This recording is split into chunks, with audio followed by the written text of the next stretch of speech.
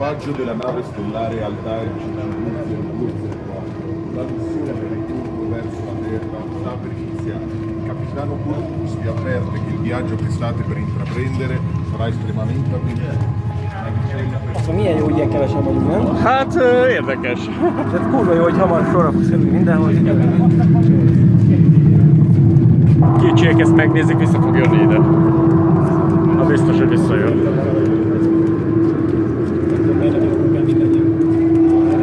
Hát. Két autóval 12-re tudunk jönni. Ez az!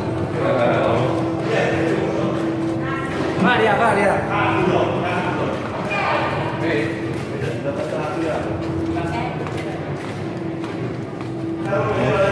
Jövök!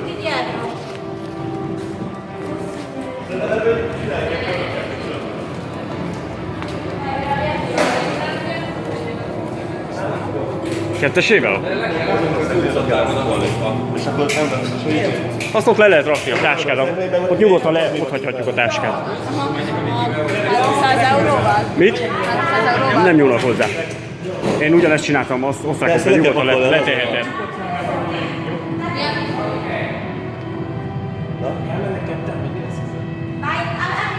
Nem, mi jövünk.